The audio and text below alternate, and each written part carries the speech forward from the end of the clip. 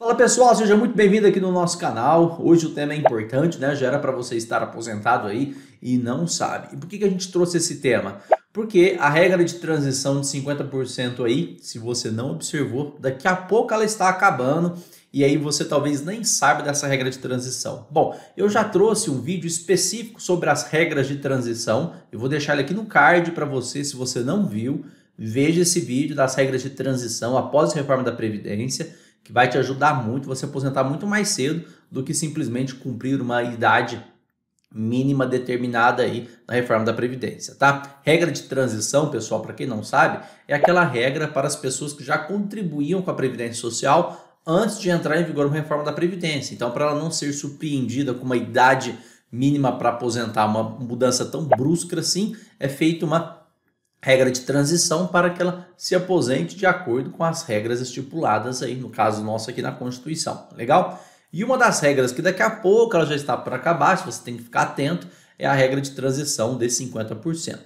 E por que a gente fala que ela está para acabar? Então olha só, para o homem que quer aposentar nessa modalidade, nessa regra de transição, ele precisa comprovar 33 anos de contribuição até a data da reforma. A reforma foi 3 de novembro de 2019. E para a mulher que quer se enquadrar nessa regra, precisa comprovar até a data da reforma 28 anos de tempo de contribuição, ou seja, até 13 de novembro de 2019. Então, vamos pegar um caso específico aqui de homem. Vamos imaginar que o homem, até a data da reforma, tem 33 anos de contribuição.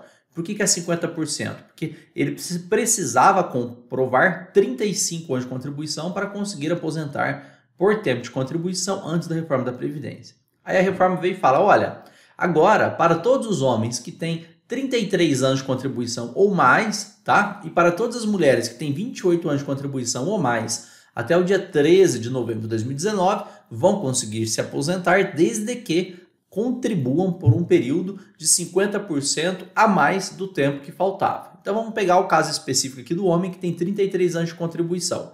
Para ele chegar nos 35 anos, faltavam 2 anos de contribuição, estava chegando próximo. 50% dos 2 anos é 1 ano de contribuição, então ele tem que contribuir 3 anos a mais, então ele tem que contribuir até os 36 anos. Então veja só, 2019, ele vai contribuir até 2020 um ano, até 2021 outro ano, até novembro de 2022 outro ano.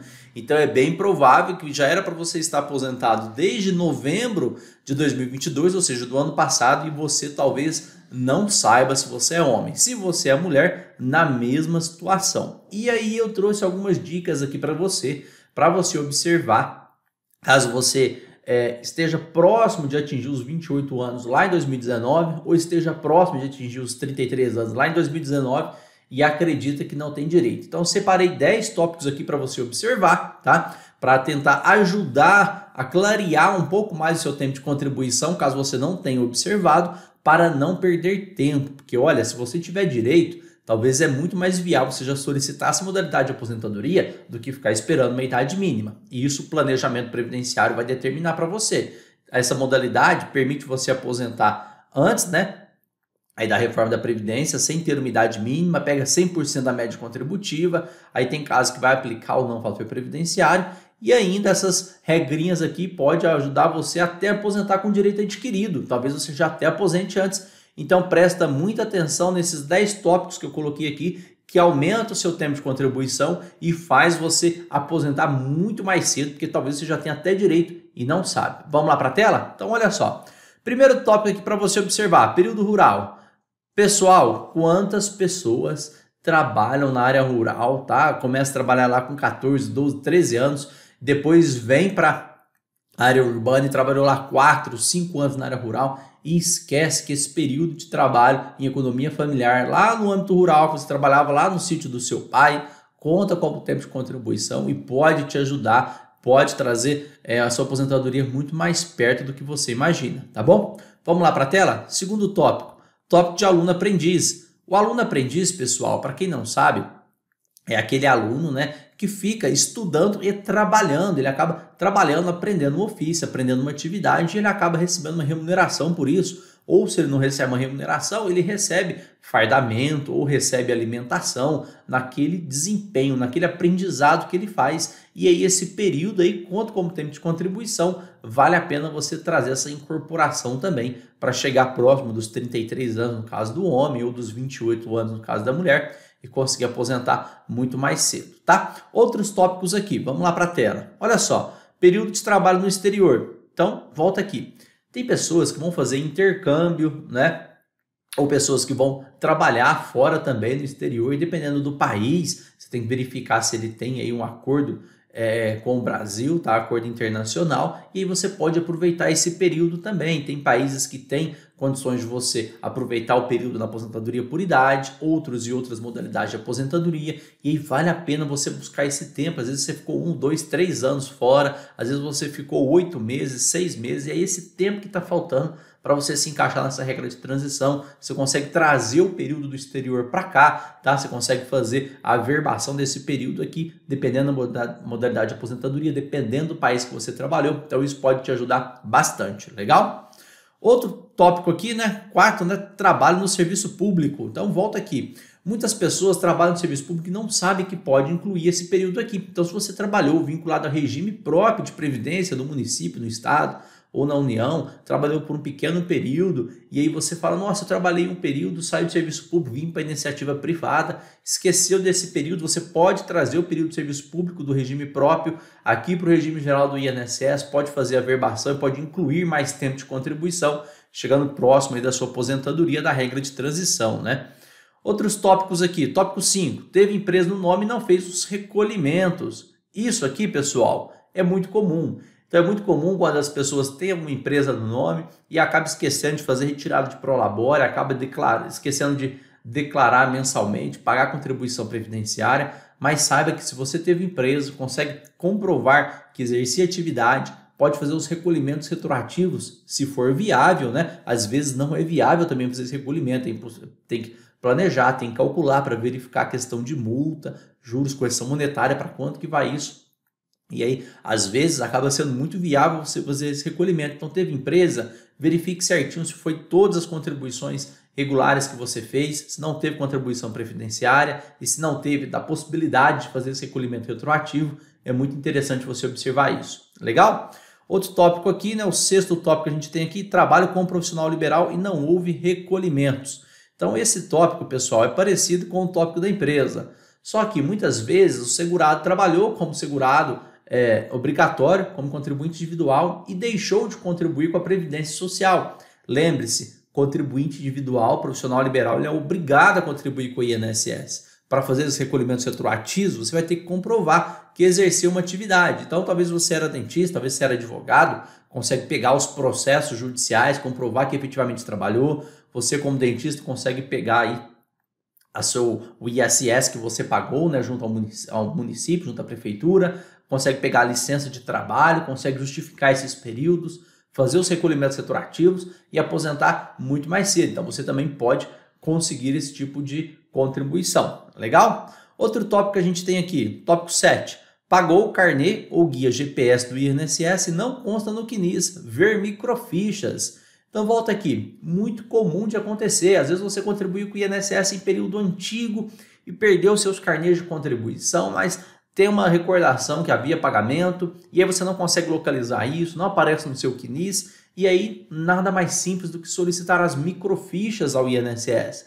Por que isso, pessoal? Porque antigamente, antes de 80, as anotações eram feitas todas à mão e essas informações de microfichas não constam lá no seu CNIS. Você precisa solicitar o seu INSS para verificar se não tem nenhuma contribuição antiga efetuada junto à Previdência para você identificar se tem 6, 7, 8 meses, 1, 2 anos. Talvez é o tempo que você precisa para conseguir a sua aposentadoria aí, né? Nessa regra de transição ou numa outra regra de transição que está faltando tempo. Legal? Oitavo tópico aí, né? Ingressou com o processo trabalhista no aumento de tempo de contribuição. Então volta aqui. Vamos imaginar que você entrou com o processo trabalhista e no processo trabalhista você conseguiu comprovar que efetivamente trabalhou naquela empresa que a empresa não fez lá o registro na carteira de trabalho, ou você comprovou na empresa aí que a data de início do trabalho foi bem antes do que aquele registrado na carteira de trabalho, o processo trabalhista, então, pode ajudar você a aumentar o seu tempo de contribuição e, consequentemente, aí chegar muito mais próximo aí da sua tão esperada aposentadoria, né? Inclusive, serve para essa regra de transição também, tá bom? Tem mais 2 tópicos importantes aqui para a gente trabalhar. Tópico 9, né? Ficou exposto a agentes nocivos que prejudiquem a saúde ou a integridade física, são os períodos especiais. Aqui, pessoal, muita gente esquece dos períodos especiais. Quando a gente vai fazer um planejamento previdenciário, passa por uma consultoria, a gente faz todo o trabalho desses tópicos, né? Perguntando sobre todas essas questões e outras ainda que podem ter dependendo do planejamento previdenciário, que eu estou listando só 10 para você e a gente já está na 9ª e todas elas são importantes você observar. A exposição a agente nocivo que prejudica a sua saúde, a integridade física, né? Agente físico, químico, biológico, muito barulho, você ficar exposto a agente biológico aí, pessoal da área da saúde, né? Tem direito à contagem de tempo especial e a conversão de tempo especial em comum é permitida até a data da reforma, até o dia 13 de novembro de 2019. Na grande maioria dos casos, aumenta aí no caso dos homens 40% da contagem de tempo e no caso das mulheres em 20%. Então é importantíssimo buscar esses períodos especiais, fazer análise de PPP para verificar se enquadra algum tempo como especial para você conseguir aposentar bem mais cedo ou você já está aposentado e não sabe, tá? E o outro tópico que eu tenho aqui, se a pessoa possui alguma deficiência. Então aqui, volta pra gente, é um tópico que as pessoas esquecem muito de perguntar. Olha, você tem alguma deficiência física, mental, intelectual, sensorial? Esses tipos de deficiência podem enquadrar você numa aposentadoria diferenciada, que é a aposentadoria da pessoa com deficiência, que não exige uma idade. Ou seja, a aposentadoria por tempo de contribuição da pessoa com deficiência não exige uma idade mínima, assim como a aposentadoria na regra de transição de 50%. Você não precisa comprovar. O que tem que comprovar idade é na aposentadoria por idade por deficiência, mas na aposentadoria por tempo de contribuição não precisa. Então talvez você está correndo atrás de um monte de documentos e esqueceu que você é deficiente. Um problema na coluna pode te comprovar a deficiência, a perda da visão de um dos olhos pode comprovar a deficiência, redução de mobilidade pode comprovar a deficiência, ou seja, vários fatores podem comprovar a deficiência. O autismo pode se enquadrar como uma deficiência, dependendo da sua situação, você já era para estar aposentado há muito tempo e está aí esperando uma idade mínima, tá bom? Dicas importantes como essa, se você se enquadrou em alguma ou acha que algum colega seu se enquadra numa dessas situações, encaminhe esse vídeo para ele. É importante divulgar conhecimento, a gente ajuda muitas pessoas e às vezes aquela pessoa que precisava de uma luz acaba descobrindo aqui com a gente uma possibilidade de aposentar muito mais cedo e receber seu tão esperado benefício, tá bom? Vem com a gente que amanhã tem Papo Previdenciário, onde eu respondo as suas perguntas de uma forma direta, trazendo o seu nome aqui e ajudando de uma forma bem simplificada. Até lá! Tchau!